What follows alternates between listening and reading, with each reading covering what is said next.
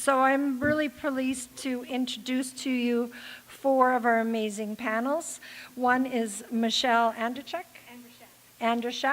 She's a colorful communications and S4B mentor. She has a double major Bachelor of Business degree covering accounting and marketing management. And she has well over 20 years of hands-on marketing experience in both traditional and digital media. Michelle as a small business coach and communications consultant, has experienced firsthand the changes of what it takes to reach, engage, and make raving fans out of your customers and clients, especially as the digital age adds ever-involving tools to our small business toolkit. Now in her role as a small business advisor with the Rural Alberta Business Centre, Michelle has had the pleasure of assisting hundreds of small and medium enterprises develop and implement effective marketing strategies, reach their target market, and increase sales. So welcome, Michelle. Thank you so much. I'm super pumped to introduce Kelsey, the marketing and social media consultant. She started her career over 10 years ago with the automotive sector, working in customer and public relations. In 2011, she became the marketing director for the Land Automotive Group and manages all their marketing and social media development for their 3 companies. Kelsey is very passionate about creative content that entices and engages their audience of over 10,000 strong to build valuable relationships and customer loyalty. She's always continuing to learn and grow on best practices for Facebook ads, LinkedIn, Twitter, Instagram, YouTube, and Google AdWords to create streamlined and successful marketing campaigns. In 2016, Kelsey presented at the Social Media Breakfast Lacombe, and then soon after joined their team as a volunteer to help manage their Facebook and Instagram feeds. In 2017, she embarked on a new adventure as a freelance marketing consultant, helping local businesses with website development, graphic designs, social media management, and marketing strategies. Outside of her love of all things marketing, Kelsey is very happily married with 2 young, active boys, and she enjoys running and cycling and is proud to have completed several races, including a triathlon and a duathlon. Way to go, Kelsey. Welcome. Yay. I'm pleased to introduce to you David from the Hot Shoe Studio. David has held positions in marketing and media. His love of travel has led him all over the globe, working on some exotic locations. We'll have to chat later, David. Since moving to Red Deer, David has enjoyed working with many small and medium-sized businesses, encouraging their growth in today's market. Dale from the Business Link has over 16 years of business development, sales, and marketing experience, working with companies in many industries, including retail, manufacturing, wholesaling, and oil and gas. Dale ran his own modest delivery business for over 6 years and continues to enjoy working in the self-employment space as a business advisor for Business Link, a nonprofit that helps aspiring and established entrepreneurs in Alberta. His amazing team is responsible for providing business advice and guidance to entrepreneurs at all stages of their business, with a specialty in the startup phase. So welcome, Dale. Thank you, guys. So I'm just going to ask a series of questions, and you can just decide to answer them as we go along. So the first one is the ideal customer. How do I know who my ideal customer is? Who wants to take that away?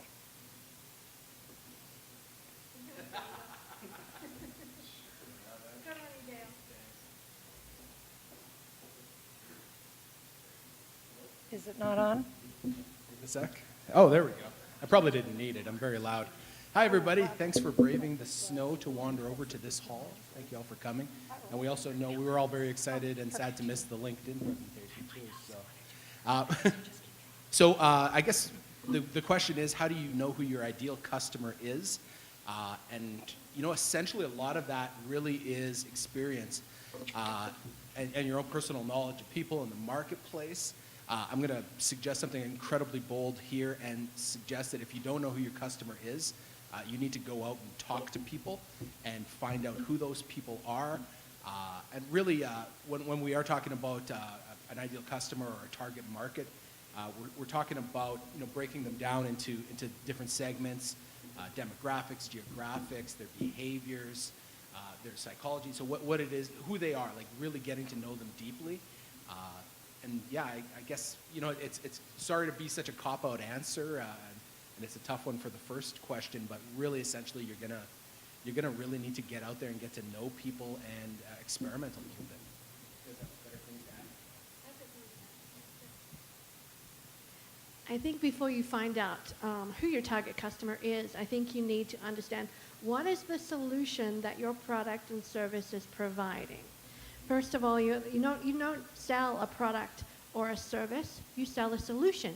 So if you are selling food, you're the solution to hunger, whether it be in the local community or beyond.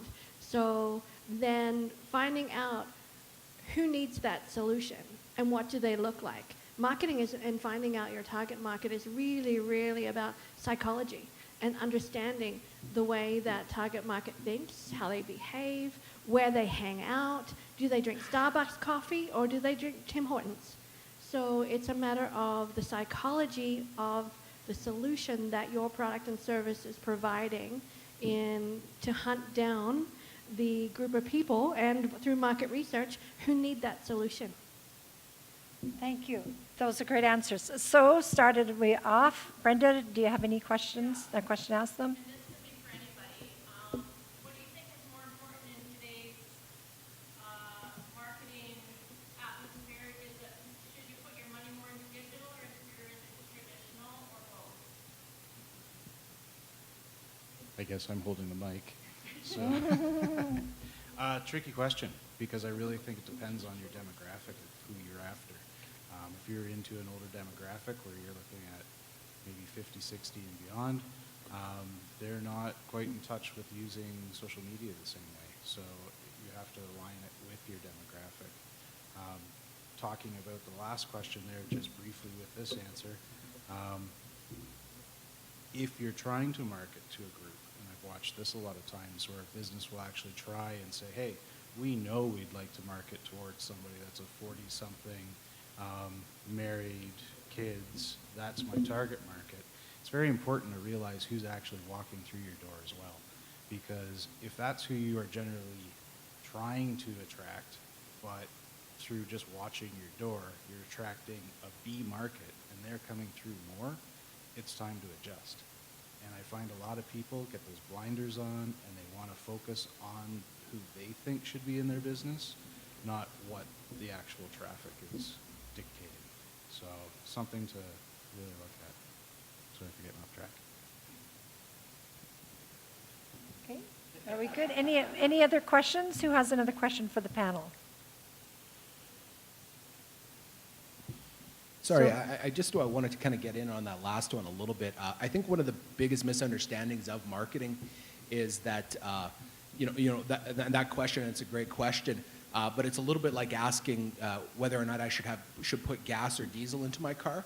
And then our question, of course, is going to be, what kind of car do you have?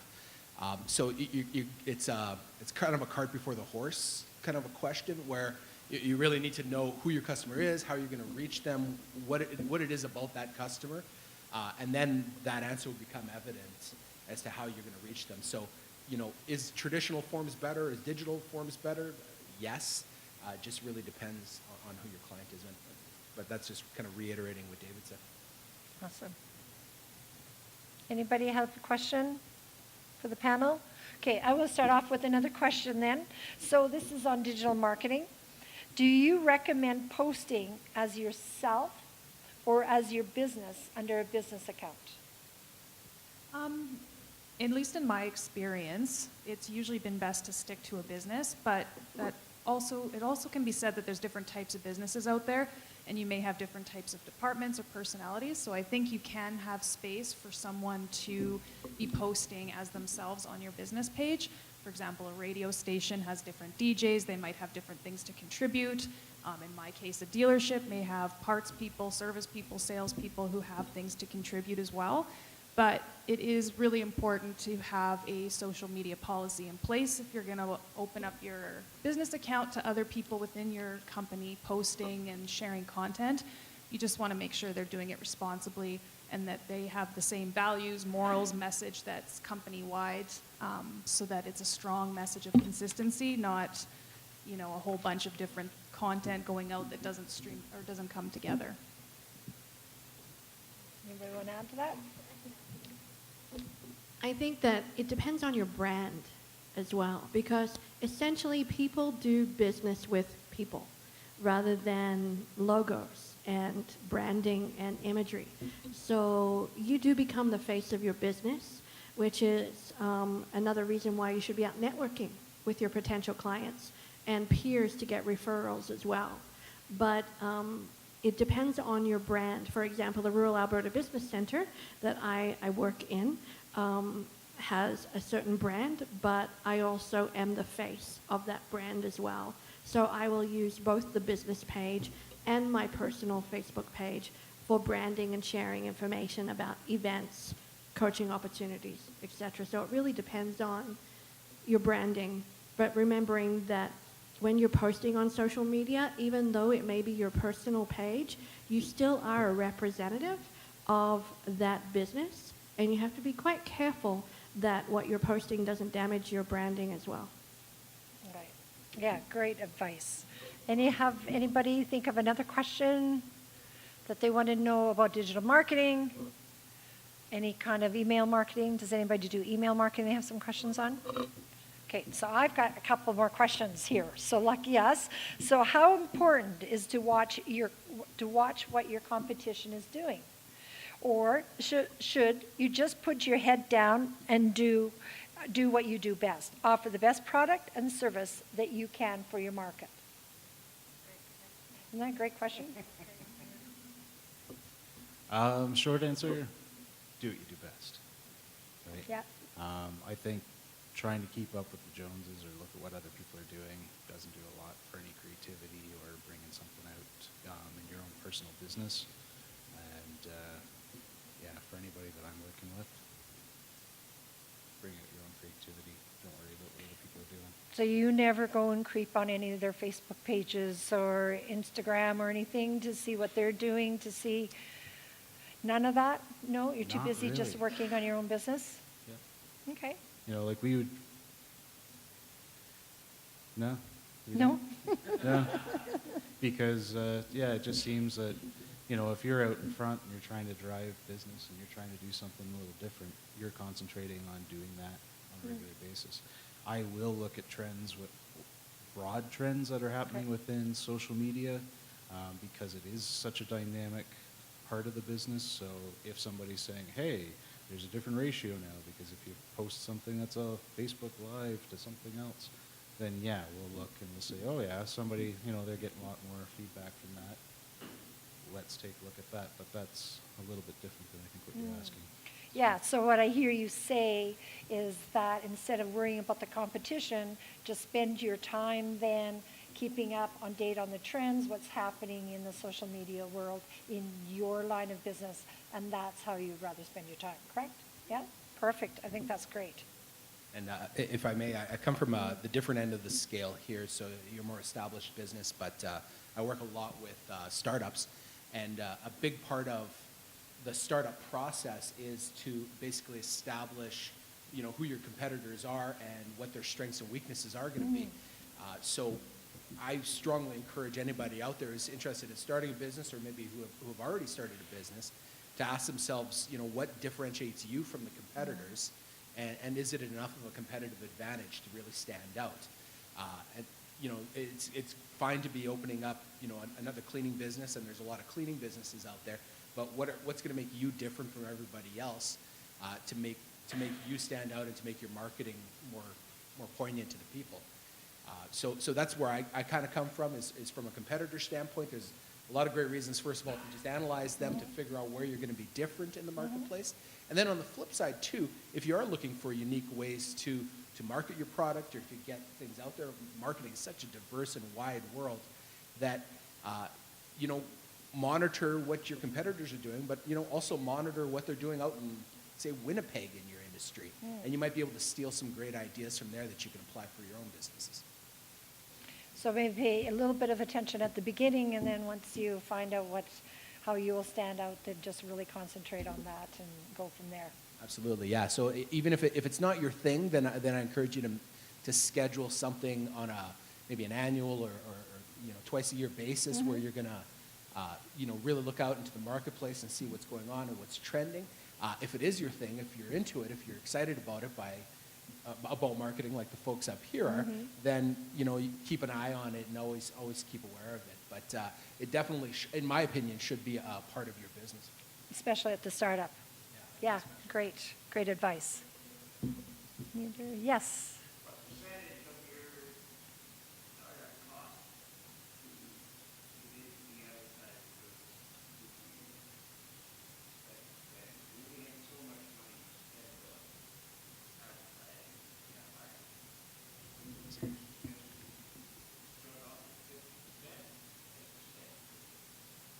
I guess the correct answer is going to be enough. You start off with enough money. So I apologize again because it's going to vary again by a lot by the business that you're in. So hypothetically, if you're doing a business-to-business scenario, there's every possibility that sales is going to be a big part of your marketing strategy. Well, how much does sales cost? Well, if you're doing it, not a whole heck of a lot, right? Your gas and driving around. And that might be more than enough to get that business developed for you. If you're looking at selling something to the masses, well, you're going to need a wider budget. That's why usually as marketing professionals, we recommend that you focus on a really narrow target that's going to be really very much demanding of that product. So they're going to be your ideal client, as we mentioned earlier, and you can focus that marketing budget on them. Startups in particular rarely ever have the proper budget to get going. So anything you can do to give yourself an advantage is how it should work. Yeah. So enough. Sorry.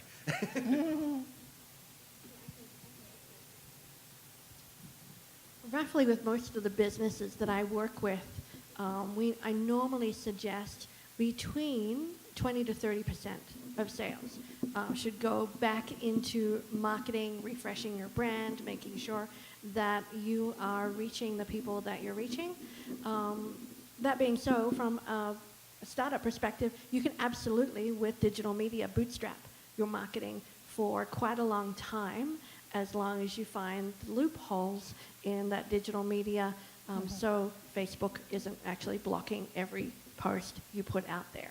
So there is some reinvestment in constant education, because the tools we have for marketing today are not the same tools that we had for marketing 5 years ago. So constant education and investment in education is so important. Good. So 20 to 30%. Yes, Brenda. I have a question. How strict are they with CASA?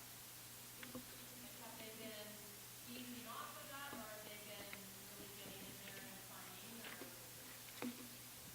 Maybe you can explain what it is. Good question. CASL is the Canadian anti-spam legislation when it comes to email marketing. And to my knowledge, there has not been any fines yet.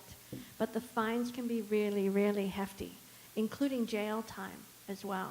I think if you're using the correct platform and you have both implied and express permission from your clients, but as long as you have that unsubscribe button at the end of every email and using a platform that is CASL compliant, like something like MailChimp or Constant Contact, then you'll be okay, I think. Yeah. What is anyone else? They've kind of paused the second part of CASL. They were going to say that you needed, and this could be coming down the line, you were going to need a actual piece of paper from every single person that you are about to email, with their name, with when you put them in, absolutely everything. That was supposed to come into effect in July, but they've paused it because many businesses said that that's not enough time. So as it stands now, you have 24 months. If someone has reached out to you They bought a product, they asked for any information. You have 24 months where you can talk to them under the implied consent. After that 24 months, you're no longer supposed to be initiating conversation or sending them a sales promo. Of course, with express consent, I believe you can pretty much go for it as long as your unsubscribe button is there.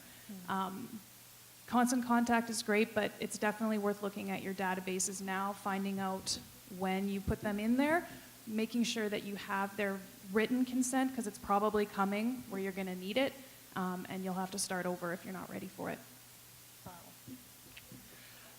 Yes, lots more on our plate to do as business entrepreneurs. So, yeah, but it's really important to make sure that we follow those guidelines, right? So, great information. Any idea, Kelsey, when it could come down? Have you heard? The last I saw just on the Government of Canada just had the pause. They didn't say when. They said they were reevaluating and getting a board and probably a focus group of local businesses too, to try and make it a little bit less of a shock. Yeah, yeah. Okay, something for us to be aware of, for sure. I think I saw a question over there.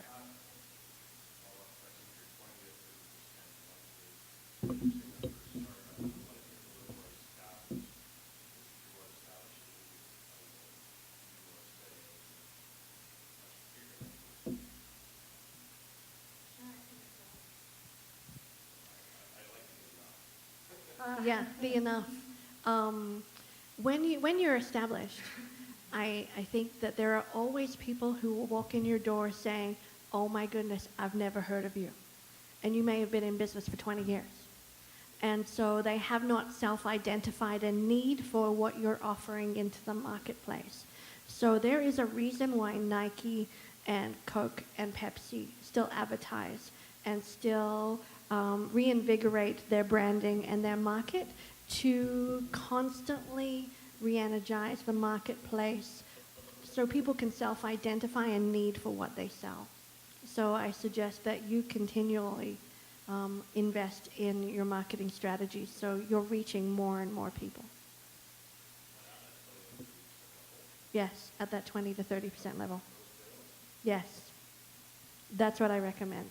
I mean, definitely if it's enough, but if you are putting out there, if you're finding that you have a lineup of people for your service and they're lined around the block just like you owned a Tim Hortons franchise in the morning at 6 a.m. So if that's the case, then rather than stopping your marketing because we have enough sales, I would suggest you raise your prices. So you raise your prices if you have a lineup out your door? Absolutely. If you're booked for, say, 6 to 8 weeks in advance for whatever you're selling, then it's an opportunity to make the same amount of money but necessarily work less. And this is a burnout strategy to avoid burnout for most small business owners, that they will make sure that you can raise your prices, that you have that little bit of wiggle room to increase your margins if necessary. But never, ever, ever, even in a depression, stop your marketing, ever. Which is really hard for small businesses to do, right? So work less, make more money? Is that kind of what I heard you say? Wow, that would be awesome. Anybody have anything to add to that? Do we have any more questions? Yes, Jane.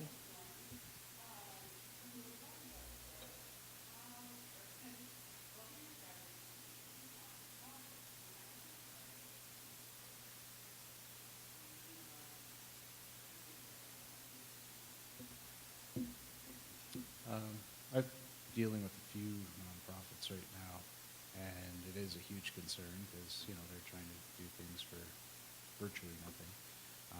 We rely heavily on social media platforms compared to other traditional media sources. Again, it depends on the demographic. But sitting down and just being very clear and concise that you're putting your message out there. And you probably have to do it a little cleaner, a little bit neater than some of the other companies that are getting away with it right now, for the simple fact that you want to make sure that every dollar you spend is going somewhere proper. and I'm just going to hit you with a couple random thoughts on that one too. So if you are interested in, I guess, funding for nonprofits, hit me up. I've got a list of places that supply grants for that type of business, depending on which one it is.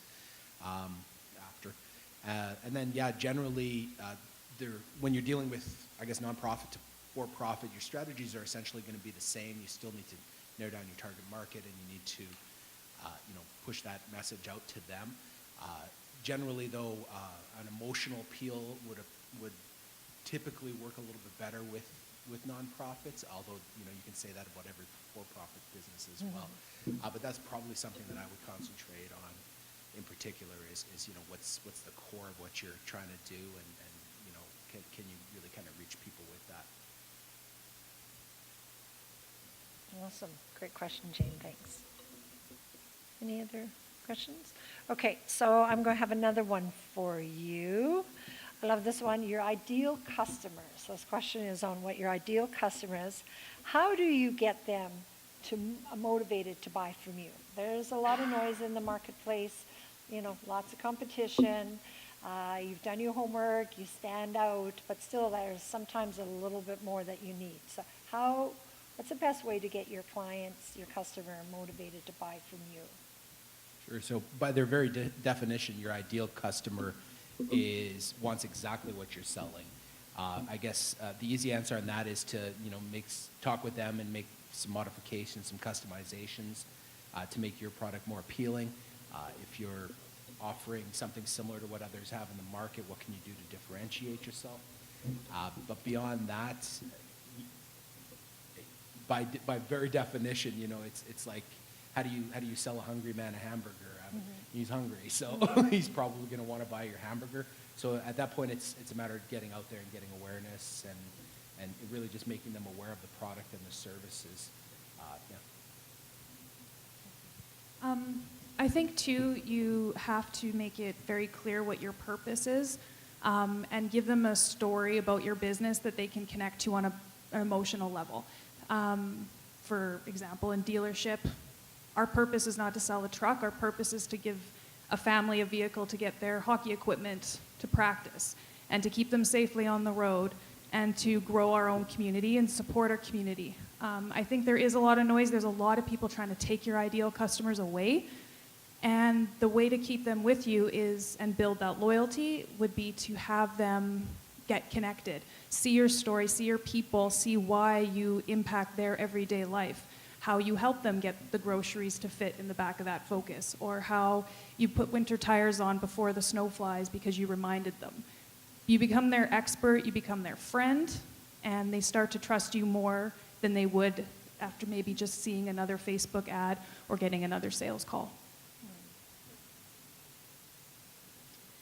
I really agree with Kelsey about that emotional level. Consumers buy emotionally and then justify their purchase with logic. I mean, who hasn't been shoe shopping and go, oh, I love those shoes, I have to have them. And then you take them home and you say to your husband, but I can wear these anywhere and they'll go with every outfit I have, right? So you're justifying with logic.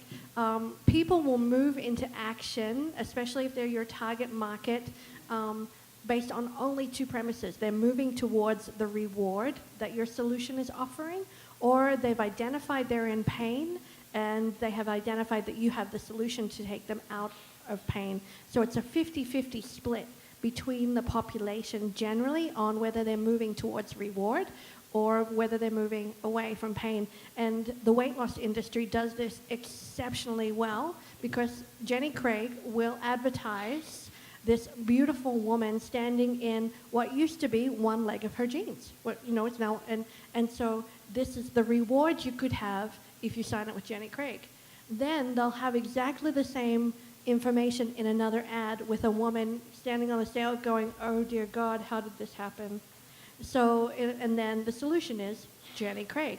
So you also need to find out the pain and the rewards that your product or service offers and do some split testing, and you can do that relatively inexpensively on social media using different graphics showing those emotions of pleasure and pain. So the personal connector, growing your business? Yeah, absolutely. I think, as I said before, people do business with people that they like, know, and trust, not necessarily brands or logos anymore.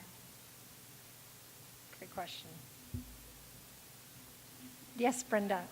Yeah, that's good. Okay, so starting with David, if you could each tell us your one strategy for guerrilla marketing out of the box that you do.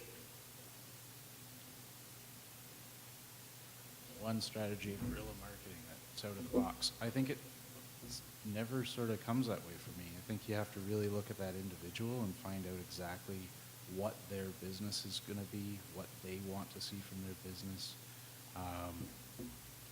and just challenge them. Usually I create headaches for my clients. I want them to sort of feel like they've just been raked over the coals a little bit to find out how far they want to take their business, what's next for them, who they're going to be targeting next, if they're after the right audience all the time.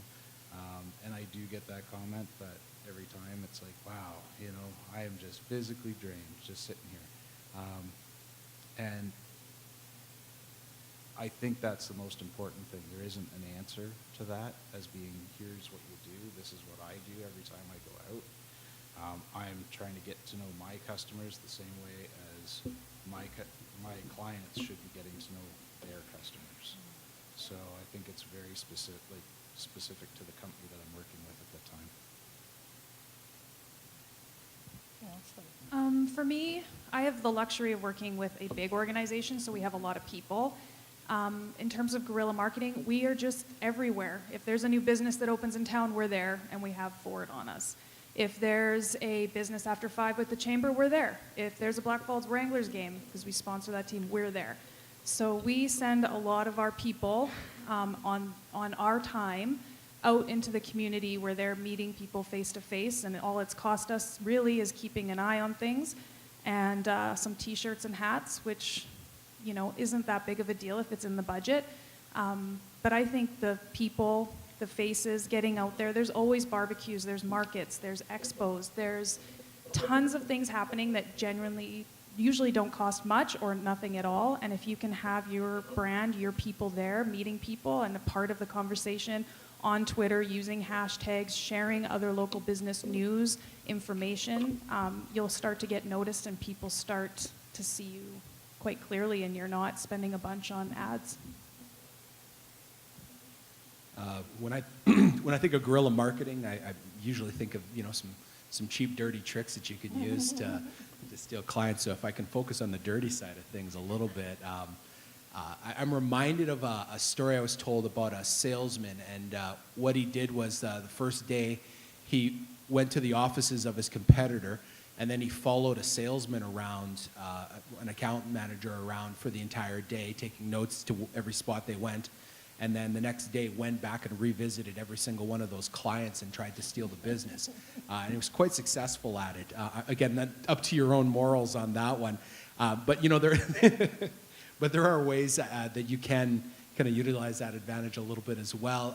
You can go online, you can see who's visiting certain people's websites. There's companies out there that are monitoring that sort of stuff. And really kind of, you know, if your ideal customer is going to be awful close to somebody else's, then you're going to be in direct competition with them. And I think anything should be on the table for that.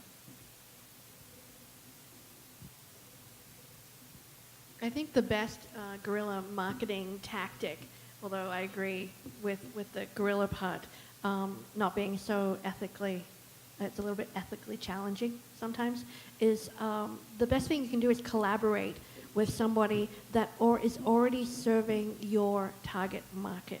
If you're offering something, a health and wellness product, for example, and you haven't touched base with your local gym owners, for example, to say, how can we work together? I think collaboration is key. Rather than trying to tear each other down, let's work together to build each other up. Yeah, great advice. We have 10 minutes, so I'm going to go ahead with one more question. And I know this is one that I ask somebody all the time. How long does it take before I start seeing results from my social media marketing? because we all want immediate results by 5 o'clock tonight.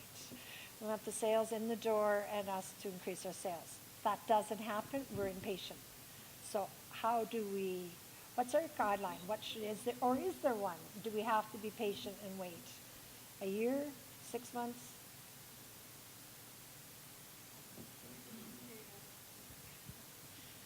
Susan, I don't like that question. I know, but you know I ask that every time you I'm come just in and see me. Can I use the enough answer? Like, enough. Yeah. You know what? It takes a really long time, and I think it's you're going to have peaks and valleys. You're going to have things go out there that are awesome, and all of a sudden you have 60 new followers, and all these people are commenting and liking, and then at the end of the day, you go, well, did I sell anything there? I don't know. Especially with social media, it's so much brand awareness, it's so much just being part of the conversation that you might not see immediate results. And I honestly believe that it's kind of gotten to the point now where it's almost like a radio ad. People may not jump on the phone right now and go running to your business, but that doesn't mean that when they are in the market and they do start thinking about things, your name isn't going to be in their minds. When you're just starting out, I think the focus has to be on just building your audience, letting people know you are on social media and you have content worth sharing and content that's worth reading, that they can find some value in.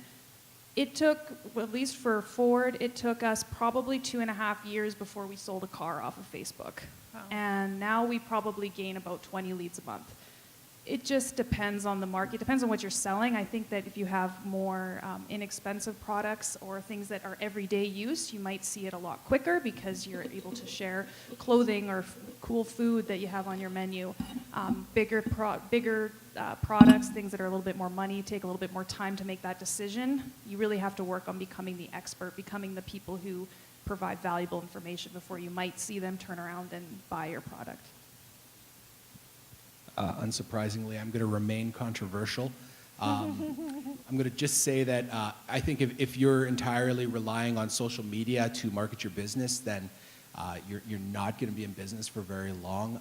In my opinion, and you guys can feel free to disagree with me on this, social media is a great way to connect with your customers, to create engagement with them, to make it a larger part of the brand.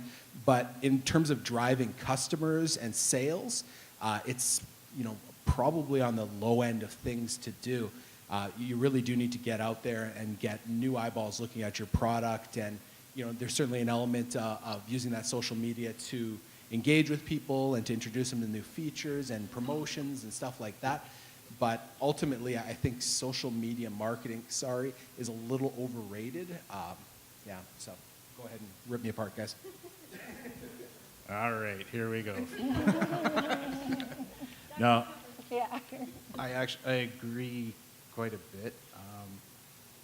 It's interesting to watch. I've been in a few different marketplaces, worked in a few different spots. It's all been marketing related. For years and years and years, when it started to come out, when this social media aspect of marketing started, I didn't want anything to do with it. And I stayed away from it for a long time.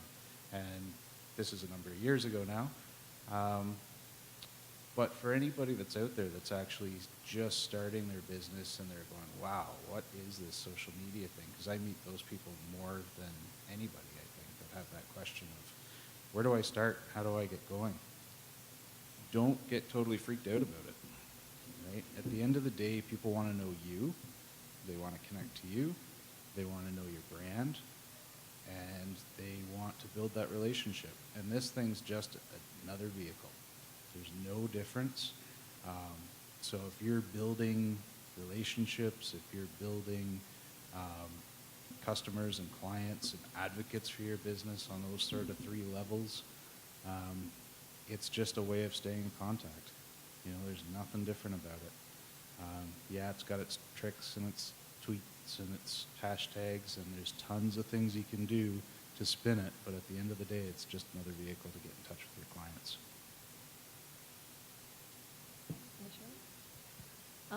If you think of marketing as dating your target customer, you need to woo them in many levels and build relationships with them, because they'll only buy from you and give you their hard-earned time and money if they like, know, and trust you. So marketing is simply relationship building, and you do that online, and you do that in person, and you do it by being a part of your community, and you do it from a variety of different ways. So the profit formula is advertising online and offline, promotions and public relations, which includes community events, giving back to your community, maybe sponsoring a team if you can, or at least being a part of the community events that you you feel your solution supports, and making sure that people have the opportunity to like, know, and trust you.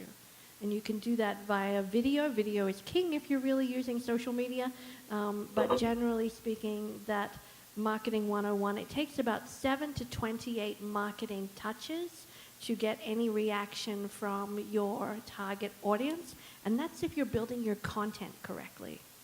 So it could take up to 90 days, sometimes up to 2 years, to get a reaction out of social media. So just to recap, I think social media is important, but it's not the end all to be all. We can't put all of our eggs in one basket. And every one of you keep coming out, bringing up personal relationships, giving to the community, being the face of your brand. So that's a really, really good message. Do you have any more other questions? Just about ready to wrap up. But I know I've been hearing a lot about this, thinking I'm needing to do this from another marketing because I have some more time on my hands. But anyways, how important is having a blog or a newsletter? Everybody's writing blogs. Everybody's doing a newsletter. Do you have experience? Is that something you do? Is it important, or is it just another thing to stress us entrepreneurs out?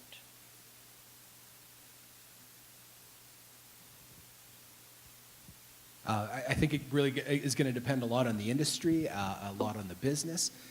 In my opinion, the best reason to blog is for search engine optimization, which is when you make changes to your website, it ranks you a little bit higher up on the Google ad results, so your page is going to show up higher. So that's keeping your website fresh. That's a great reason to do it. And then, yeah, it's all about the same reason you would do social media, which would be about personal relationships and creating a voice for your company and something that people can relate to. But yeah, a lot of it, I think, really is just plain social search engine optimization. What do you guys think? Well, I agree with you for keeping your website fresh, but you don't want to burn yourself out, and you also don't want to have a blog that the last post was done 6 months ago. So it does take a real commitment. There is value. You can establish yourself as an expert, which people are looking for. People are Googling and how to do things. And so if you're coming up front and center, they're going to trust you down the line.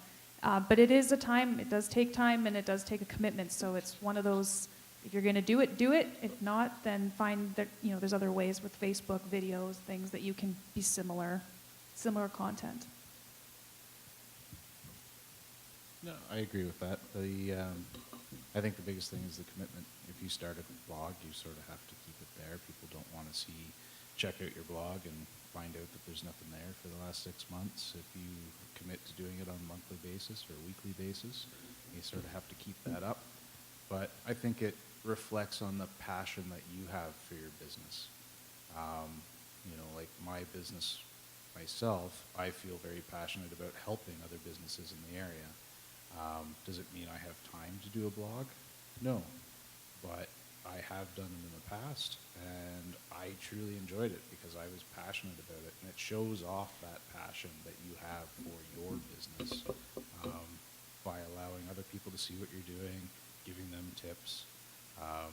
It's a resource, and hopefully they start viewing it as such, and it's a way to just hold on to those clients, right? And it's maybe taking one of the customers and making them into a client, or a client into a real advocate for your business.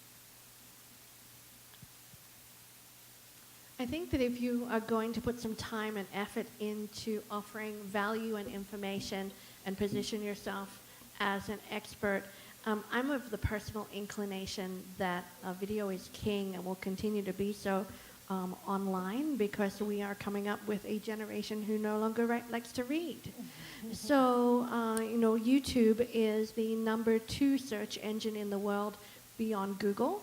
So if people aren't finding it on Google, they're going to YouTube, and they're willing to spend time there from a psychological standpoint.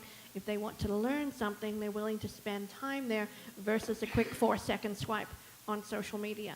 So if you're going to put yourself out there blog-wise, I would say consider doing a video blog. I hate to say it, it's called vlogging.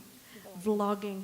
So with that said, rather than spending time, allowing your authentic passion for what you do to come through via video, and perhaps posting it on YouTube with links to your website, your social media channels, might be a more efficient use of your time.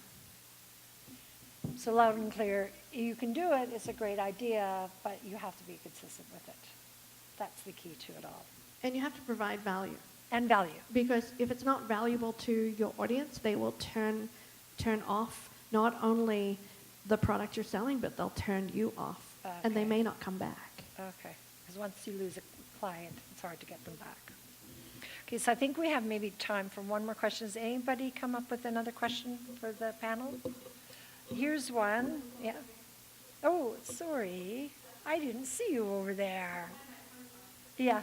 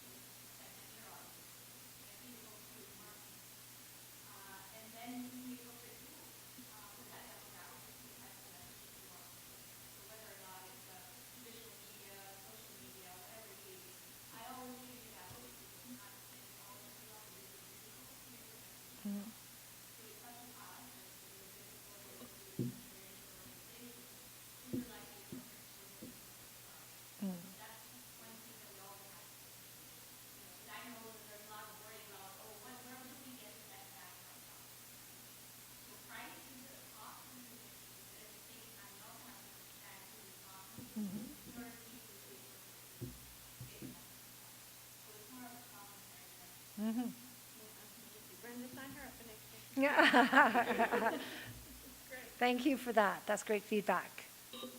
So, oh, no, it was just 2 minutes. Here's my timer. So I don't know if you can answer this question in 2 minutes, but, does anybody want to add anything? Any piece of advice you want to give out to anybody before, no, you're ready for my next question? Okay, so I don't know if we can do it in 2 minutes, but I'm going to give it a shot. What does a marketing plan entail, and does every business really need one or not? Do you need a marketing plan? And how detailed do you need it? Absolutely, and as detailed as you can get it. Detailed is, okay? I agree. He needs to outline your target market, how you're going to reach them, and what your message is, and you need to revisit that on an annual basis. On just a yearly basis? Okay, good. Yes, you absolutely need one, and I think you need a goal, a benchmarks throughout the year. We revisit it every quarter, but have a direction and somewhere you're trying to get to that you can measure that's attainable, kind of that SMART idea.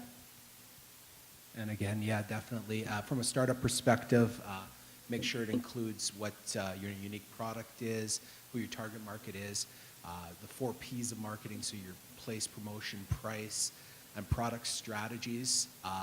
Sorry, that was really technical, but basically how you're going to price the product, what's the difference in the product, how are you going to distribute the product or service out to people, and how, right, what did I miss? Promotion? How are you going to promote the product? So that's where you typically think of things like your advertising, your coupons, etc. And the most important thing, and if I can do my one takeaway to kind of answer your question there from earlier is consistency. Make sure everything flows together. So if your target market is a discount shopper, make sure you're doing coupons, make sure your pricing is lower, make sure the product is easy to get, and make sure there's consistency right across the board in your marketing plan. Awesome. Thank you. I think that is what they call a wrap. I think so thank you, panel, very much. You gave us some amazing, great information. I hope that you took some notes and you can go home and add on to your to-do list. So just a reminder, I believe that there's lunch going on till 1 p.m. So go and visit the booths and get seated for the next set of panels of Leaders Forum at 1 p.m. And we need to give a shout out to our silver sponsor again, Service Credit Union and F12.net. And yeah, have a good lunch and networking. Thanks, everyone.